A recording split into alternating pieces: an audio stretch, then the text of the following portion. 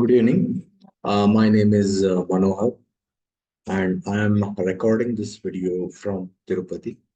Now, I am working as a postgraduate teacher in English at a reputed school in Tirupati. And now I would like to uh, I would like to teach a poem written by James Kirkup. I would like to uh, share that one, the original text of the poem. Here we have this original text of the poem. The title of the poem is No Men Are Foreign. First of all, I would like to talk about the historical significance of this poem. This poem was written by James Kirkup during Second World War.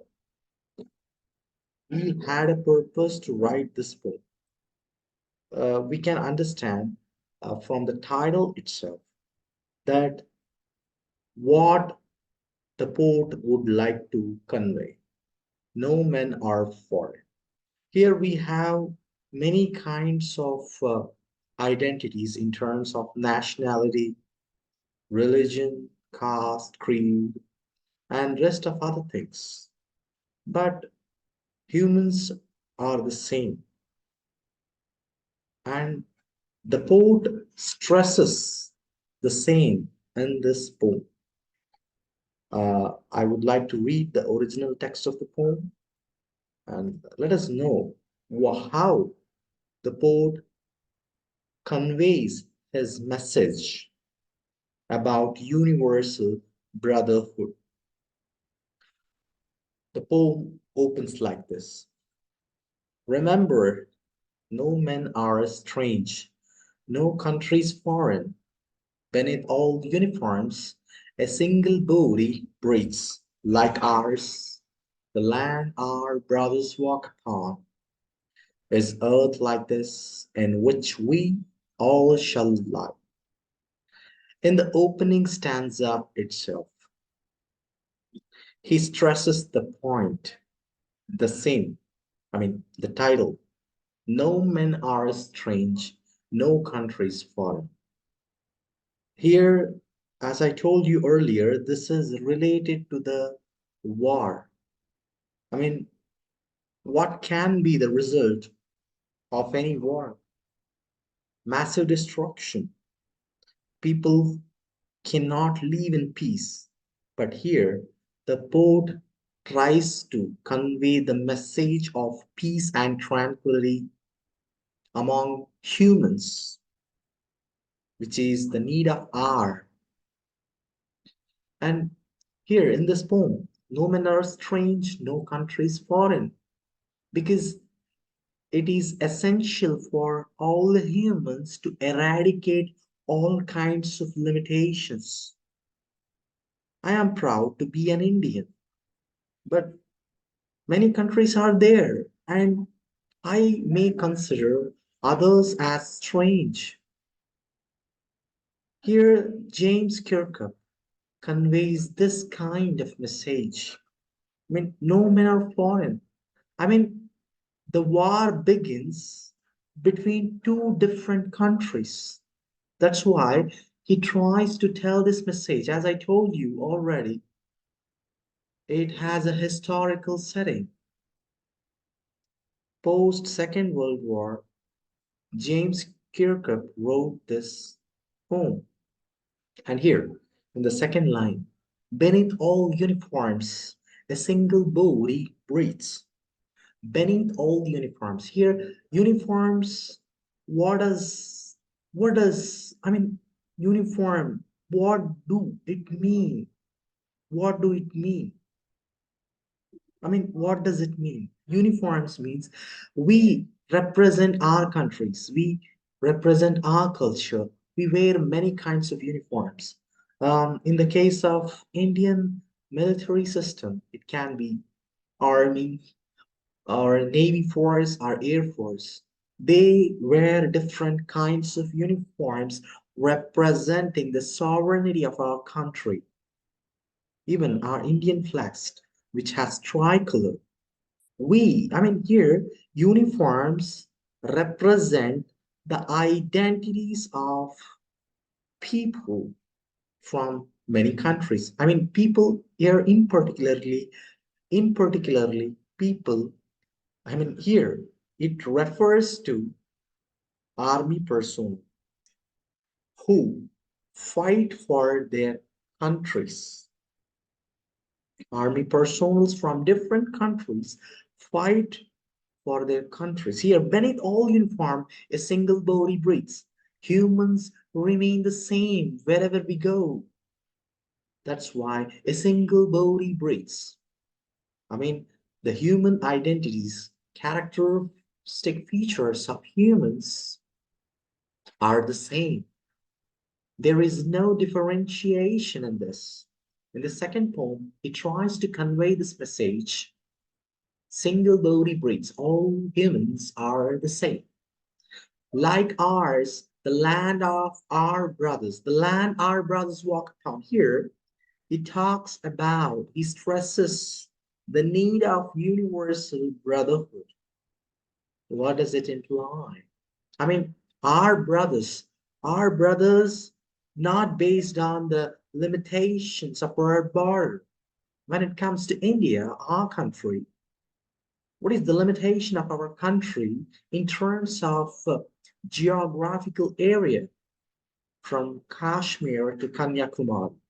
Beyond that, we consider rest of other people as foreigners.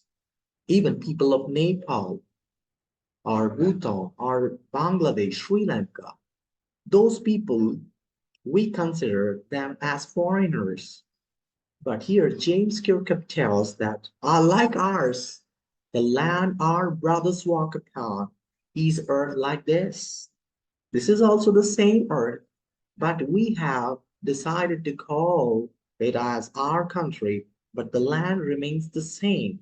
The earth is the same, just like theirs. Like this, in which we all shall lie. Because after the death, every man, every woman, all people, and one or other day, we have to die. It is a natural process in which we all shall lie because he tries to talk. He stresses the need of empathy. It is important for us to step into someone's shoes in order to understand their internal feelings and emotions. The point uh, the poet wants to convey is quite different. He tells that the land remains the same irrespective of geographical limitations. In the opening stanza itself, he tries to convey this type of message. In the second stanza, he continues, they too aware of sun and air and water. So here they refers to whom? They refers to foreigners other than our countrymen or native people.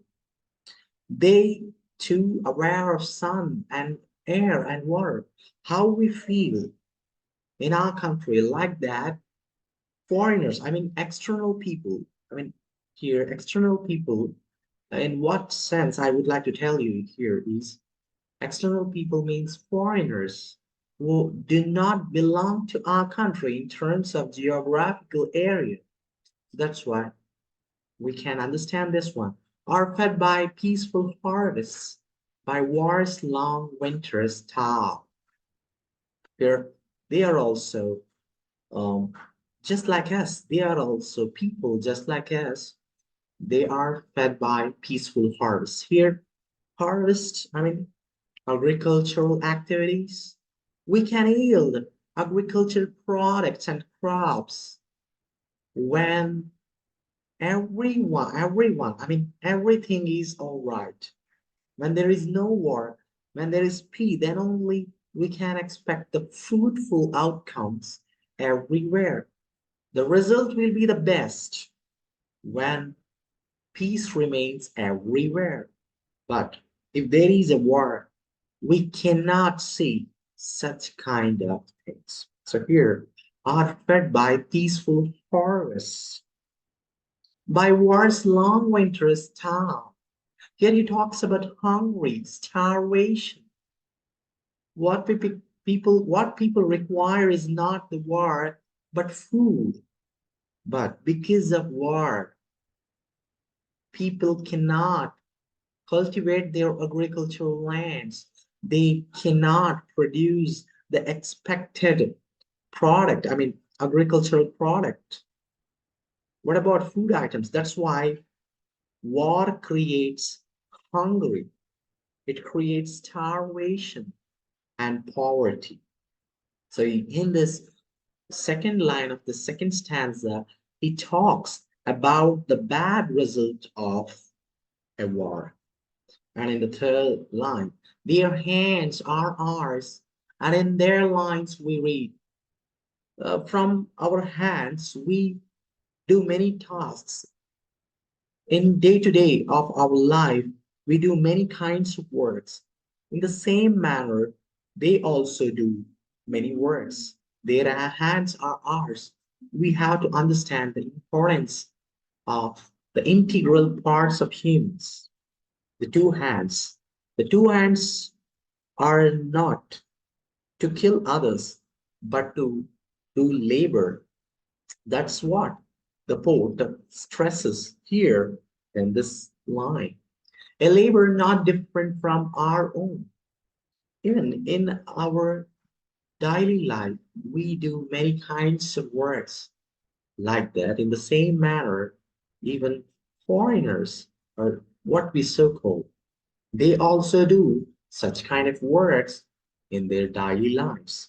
So this is the second stanza. And the second stanza, it talks about uh, the starvation, the bad result, the bad impact of a war, and how it affects, how battles or wars can affect people. So he also talks about labor. So this stanza stresses the need of understanding or empathizing with the feelings of others as well. So here he talks about humanity and to understand humans' emotions and feelings. Uh, this is what we can understand here in this second stanza. In the third stanza, remember they have eyes like ours that wake our sleep and strength that can be won by love. He uses the same word. I mean, reputation is here. The literary device is reputation.